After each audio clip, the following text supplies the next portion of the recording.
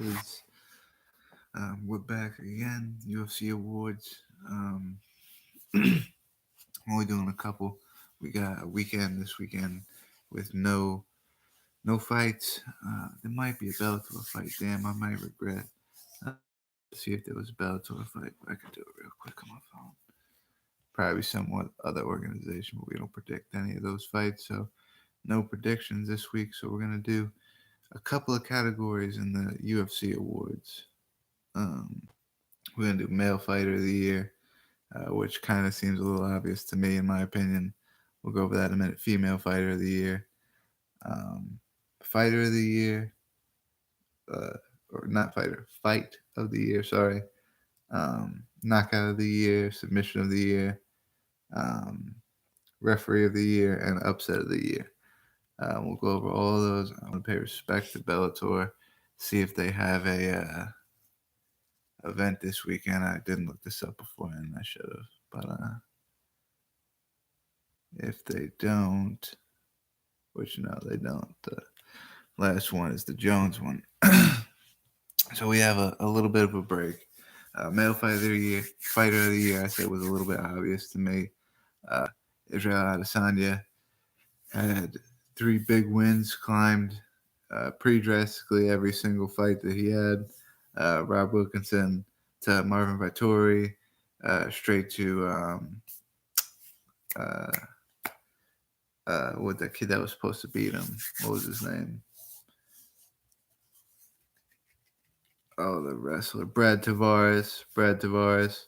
Um, and then finally beating Derek Brunson, and now he's in contention to fight for the title. So, 3 fights, 1 year.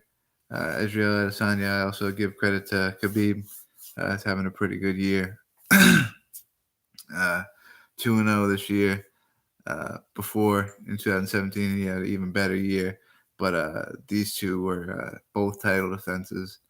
Um, so I'd call him up there with the Dan Cormier years and stuff like that. But I think it's obvious that Adesanya's climbed the furthest within 2018 and got straight to the top. And it's going to be there 2019 and best believe by the end of 2019 he either will have had the belt or will have at least already challenged for it by the end of it, at least once, if not already have it. So that one seemed a little obvious. The female fighter of the year, I'm still going over in my head a little bit. Tatiana Suarez had two great fights, 2018. So did Jessica Andrade, along with Valentina Shevchenko. Shevchenko became a champion. Andrade is possibly getting a title fight next with Rose Namajunas. And Tatiana Suarez is flying up the rankings in her division. Her both of Tatiana Suarez wins impressive knockout and submission. Carla Esparza, Alexa Grasso. Um, Jessica Andrade had the Tisha Torres win, and she knocked Karolina Kowalkiewicz out cold.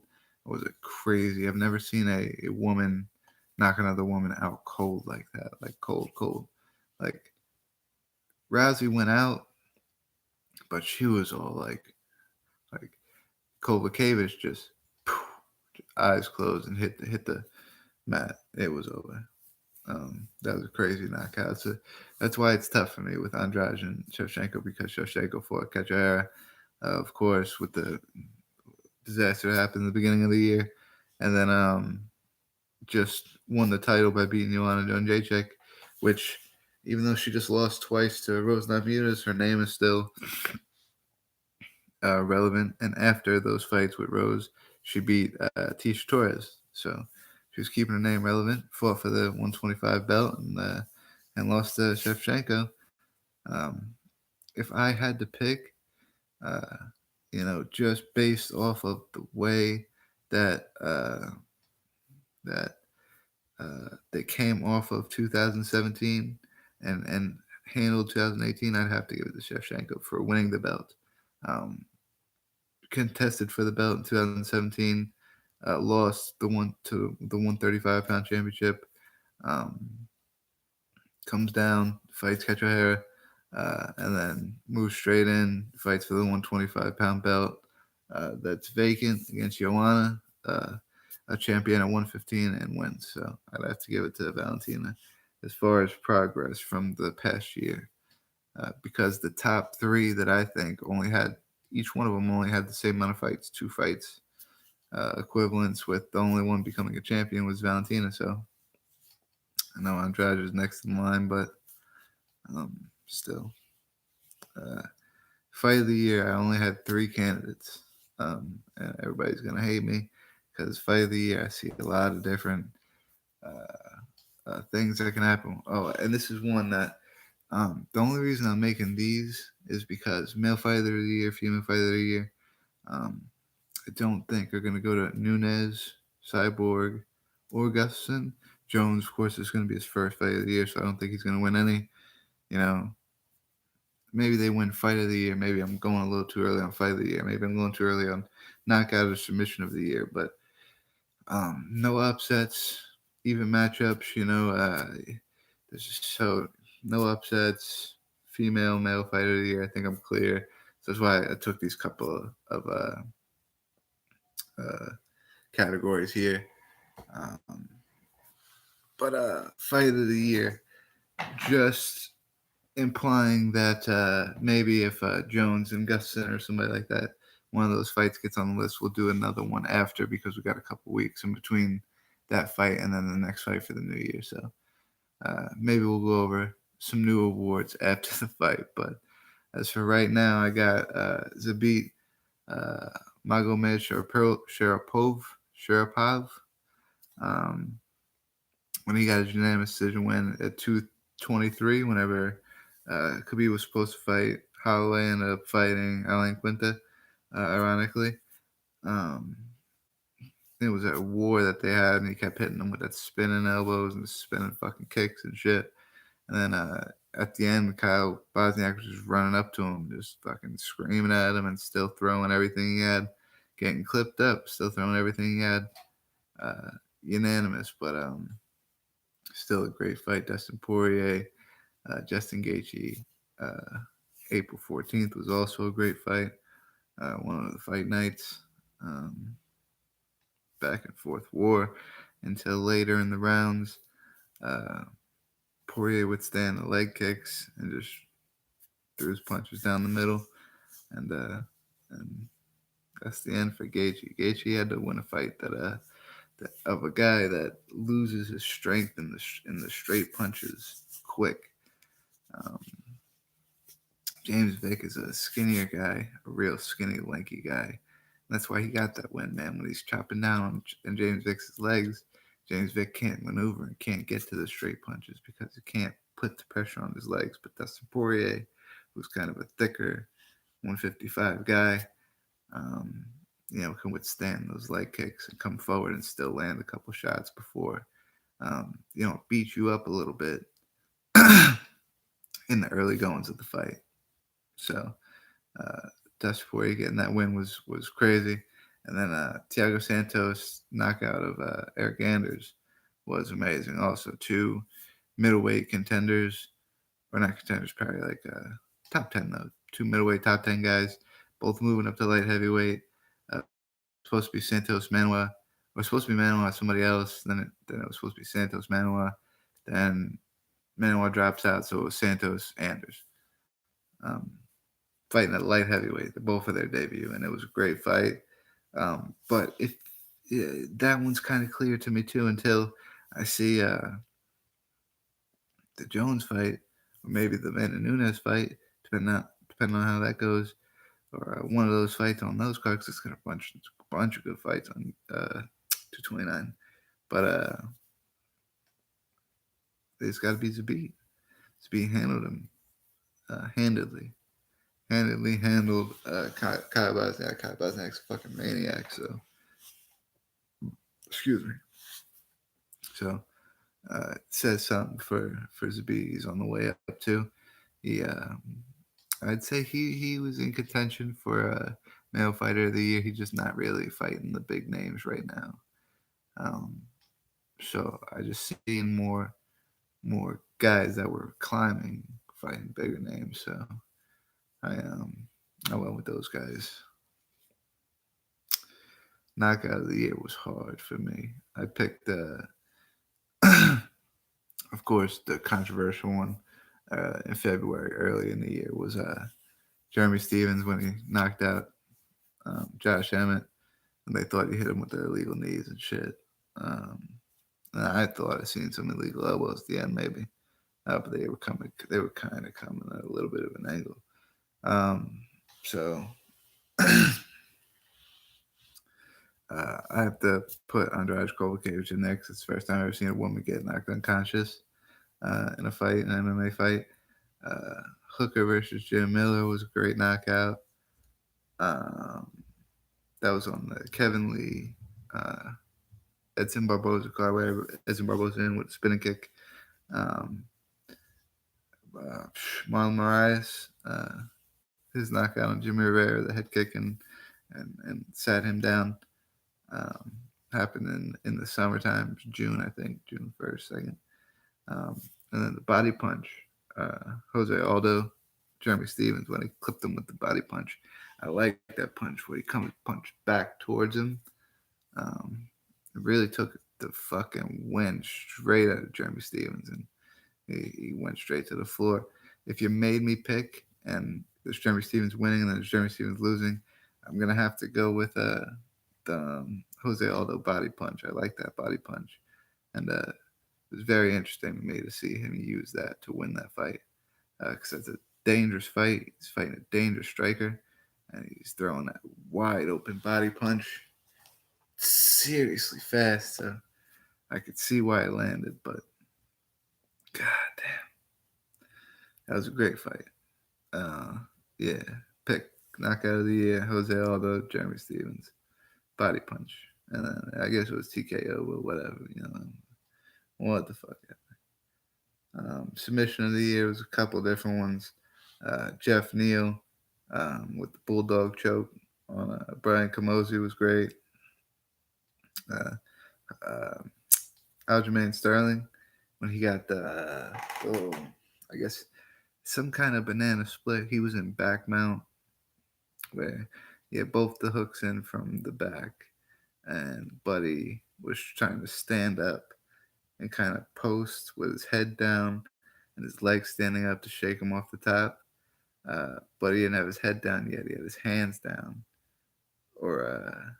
And so when Aljo came over the top, he grabs the guy's leg, catches his leg in like a split crank thing, and makes him tap out. And then also on that same card, I think it was Zabit, the same guy, Zabit, Magomed Sharapov, who did the same exact thing to Brandon Davis. I think a little bit later in the card, 2-3 fights later, but the same exact move. So uh, that is going to be what I decided is submission of the year. Is that submission? And I give it to both of them. I give it to Zabit and Aljamain Sterling because they deserve it. Um, Upset of the year may not have been upsets. To me, the only reason they were upsets is because I believed so strongly that the outcome was going to happen, and the odds that didn't lie. The odds said that they were favorites. These guys massively in these fights, so I'm not out of line here. I don't mean to be, but the biggest upsets I think of 2018 were both in November. Donald Cerrone over Mike Perry, and then Francis Ngannou over Curtis Blades. Blades coming in was supposed to be a crazy dominant wrestler. Ngannou's problem was his stamina and his wrestling were two of his problems. And he came out there and he knocked him out, man. And I was one of the ones that counted him out and said that I don't think he's going to come back from that, and I don't think he's going to necessarily he's going to be able to handle the wrestler yet. And he did. He even stuffed a couple takedowns a couple times. So I think the reason I really thought Mike Perry was going to win that fight is because Mike Perry was a power puncher, and Donald Cerrone's a real fighter. So I feel like if Mike Perry would have landed a couple of strikes, Donald Cerrone may have went back to that kind of brawler, you punch me, I punch you type of fight, and that's where Mike Perry fights the best. Mike Perry being a younger guy, I figured he could do that for longer. Um, so, uh, and the odds showed the same, but I was way more confident in the Curtis Blades fight. So if I have to pick an upset of the year, it's going to be Francis Ngannou over Curtis Blades. Um, we're recording this December 18th, so it's only about 3 weeks after that fight, um, close to a month after that fight. And then the last one that we're gonna do for the awards is the referee of the year, and I'm gonna give it to Mike Beltran. We don't see him on a lot of the fights, but he refs it down the middle, man. He calls it how it is, and can't fight if you don't fuck with that fucking. You're fucking nuts, man. That mustache is crazy sick. Uh, Milwaukee this past weekend was awesome. We my girlfriend's work Christmas party was on Saturday, so they let us turn it on at her work Christmas party. Um, Alan Quinta got the unanimous decision win, I would say knockout, unanimous decision win on Kevin Lee. Um, it was great, man. I had him win in the first, fourth, and fifth round. I got scared with the 2 takedowns, and they were about to give him a decision win for fucking sitting on him, sitting on his back and not finishing and letting him back up. I thought they were going to give him a decision win for that, and then Al comes back and he wins those fourth and fifth rounds, and it was great, man. It was funny to see him try to contest that he thought he won the fight, and all he really did was got a couple good takedowns. One of them was really late in that round, but I still give him that round, second round. And then the third round, he had him down for a good bit, but Al got up. It didn't finish like that. Excuse me. So, you know, I gave the fourth and the fifth, obviously, to Al, but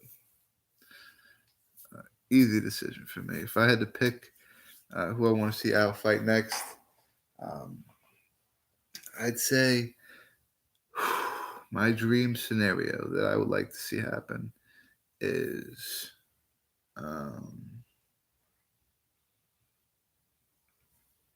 Ferguson Khabib, uh, Poirier, Ferguson Khabib, Al versus McGregor, Poirier versus Justin Gaethje again. But that's where it gets a little interesting because I like the Justin Gaethje versus Edson Barboza fight. Edson Barboza just won uh, by body punch to Dan Hooker, up and coming lightweight. Uh, so I think it'd be a great fight for Edson or Poirier. But I think uh, if Poirier gets the McGregor fight, unless Al's wanting to wait for a winner of one of those 4 fights, whoever doesn't get the title fight, for a number one contender fight, I think he's gonna end up fighting Edson. Probably Edson. Um, Rob Font also on that card defeated Sergio Pettis. Sergio Pettis making his bantamweight debut. Uh, not so good for Pettis, man. It was just outclassed there in that fight. Just outbox every combination he would throw. Rob would have an answer for him. Rob would get him first. Rob would do this. So Rob won that fight handily in that decision. Um, and next, I'd like to see him rematch and fight Pedro Munoz, who beat Rob Font by submission. I think it was summer of 2017, sometime 2017, July. I said July right there. Yeah, July of 2017, he beat Rob Font by submission. So I'd like to see them run that back. That would be pretty cool. And Munoz has 2 straight wins right now. And Brian Caraway and Brett Johns. So he's on the climb. He's ranked number 9. And number 10 ranked is Rob Font. So real close ranked. Let's see it. Sergio Pettis not going anywhere, staying in the 135-pound division. I'd say he fights Thomas Almeida next. Maybe Thomas Almeida hasn't won since 2016. Sergio Pettis not ranked, new to his division, still wants to get a ranked opponent. Um, Almeida riding 2 straight losses. Jimmy Rivera, and the most recently to Rob Font, also in January 2018. So in January of this year, Rob Font beat Thomas Almeida, and then in December of this year, Rob Font beat Sergio Pettis. So Sergio Pettis fights um, Thomas Almeida next. Is what uh, my outcome is going to be. Oh yeah. And maybe we'll throw in Anthony Pettis fight for Dan Hooker, maybe, or Anthony Pettis fight for Kevin Lee. That's the one I like. Is the Kevin Lee. He says he wants to go up to welterweight for a possibility, but why bother, dude? Why bother? Fight Anthony Pettis. You beat Anthony Pettis. You fight the loser of the championship fight. Fight the loser of the championship fight. Try to get that fight. That's the fight you try to go after if you beat Pettis. But I don't even think you'll beat Pettis. It's cool. I ain't gonna get down with that right now. Uh, the boss Dana White beefing with Oscar De La Hoya, who is sticking his nose in MMA business. Yeah, Oscar. It's really funny when you hear him talk about business, but Dana White pulling out the numbers, showing him that he's wrong, asking him to come out and debate. Oscar De La Hoya responding, saying, "Let's fight." Oh yeah, I forgot you never laced up your gloves. That's correct, man, because he's a fight promoter. That's what you're trying to be right now. He's a fight promoter. So if you're being a fight promoter and you're arguing that you're paying people better, then argue with him that don't challenge him to a fight because you're not a fighter anymore. If you want to challenge somebody to a fight, let's see. Well, how many pounds was Oscar De La Hoya? We'll look that up real quick. We'll look up Oscar De La Hoya's boxing career.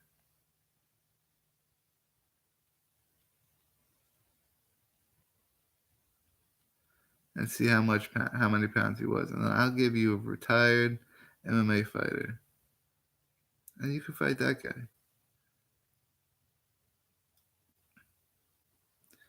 Middleweight title. What was middleweight?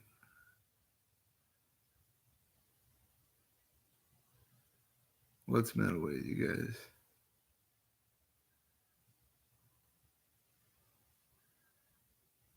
Lightweight to middleweight.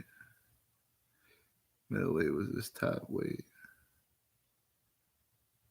154 pounds. So his top weight was 154 pounds, and he went lighter. So Oscar De La Hoya was a little guy. So I give you BJ. No, not BJ Penn. Not BJ Penn.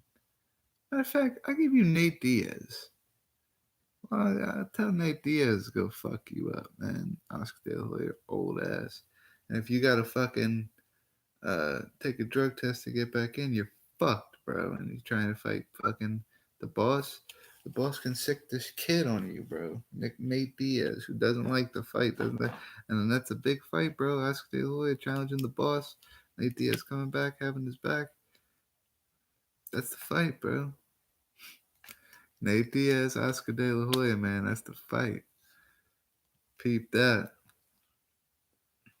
Uh, what else we got? I was saying something else on the fucking thing. We go Evil Eddie, Pure Evil MMA, Robin Black. Shout out to those guys. Theo Von, Chris D'Elia, Rogan, Diaz.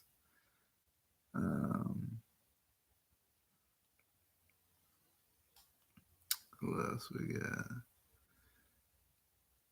All Sports League. That guy hit me up. They go follow that guy on Twitter. He's a cool guy. Um, Craig Allen, Fight Night Picks, Ty O'Keefe, everybody over there. Those guys are really cool. Um, Ian Parker, Parker Cage Hero. Uh, hit me up one time. This is a cool guy. Crunch Time Sports. You know. Who else? This is how I figure out who I should shout out because of people I tag. Jimmy Starr, No Turn on Stone, Fuzi, Phil MMA dude, Dan Dan Lamorte. Am I saying your name right, bro? Dan Lamorte. I'm gonna come peep that guy, man. If that guy ever comes fucking does a show around here, I'm gonna go there because that guy sounds like his comedy's pretty funny, man. All his shit on Twitter's hilarious. I definitely say check him out. Post Podcast Network, uh, Slam Dunk. Talk to him about basketball. Let's see, Bruce, King Bruce. Everybody go follow King Bruce.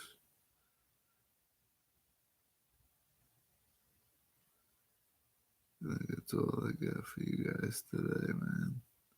All that MMA. Robin Black. The Hostels.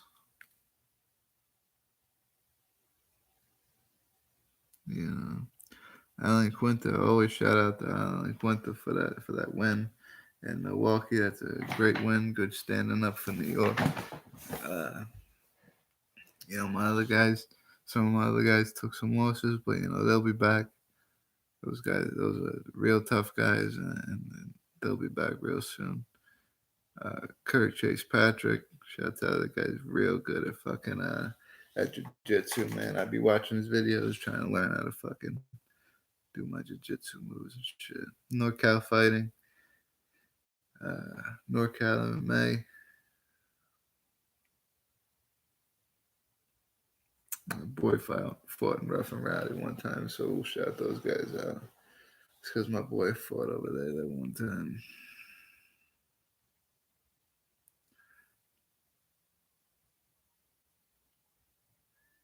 Rough and Rowdy's a fun place to be at, yeah.